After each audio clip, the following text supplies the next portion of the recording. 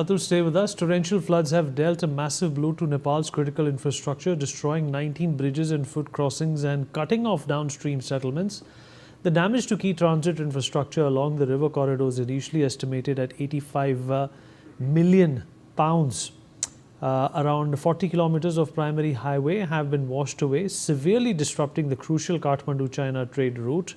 The disaster has also hit Nepal's power sector, with 12% of the country's national power generation capacity knocked offline due to damage to facilities. As roads collapse, bridges disappear and communication links are severed, the flood crisis is turning into a major humanitarian and infrastructure emergency. Well, latest visuals also coming in from Nepal. We can see people running for their lives in this video. This is how the flood surged in Rasuwa. This is how people panicked and fled when the flood came. This is how the flood engulfed people. Everything is visible live in this terrifying video. Atul, the power situation in Nepal is also worrisome. The entire country is dealing with power cuts as a result of these floods.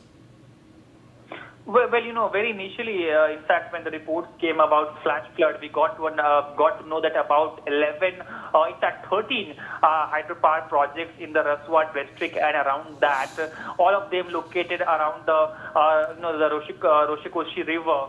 They were severely damaged, either either being left entirely dysfunctional or at least temporarily dysfunctional, and that sort of was a major blow, given the fact that about 430 megawatt of power capacity was instantly knocked out, and that 430 megawatt of power capacity is around 12% of the Nepal's total national energy grid. So that significant percentage of power capacity that was left incapacitated. And that is why we see that there has been massive hydroelectric hydropower failure in those particular regions, and we see power outages as well in the nearby regions. And apart from the hydropower, also know that some of the roads, in fact, 40 to 40 kilometers of roads have been, completely washed away, and the same for bridges as well.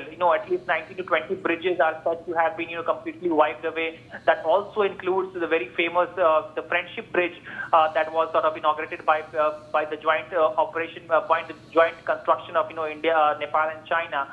That bridge has also been wiped away. So clearly, a lot of the damages have been done, and some of the initial estimates that we're getting is that about the losses are being pegged at about $1.3 billion. So that is a lot of money. And given the fact that some of these constructions in these particular regions, these kind of terrains are inherently very expensive, and since then, Azul, stay with us. Some more breaking news coming.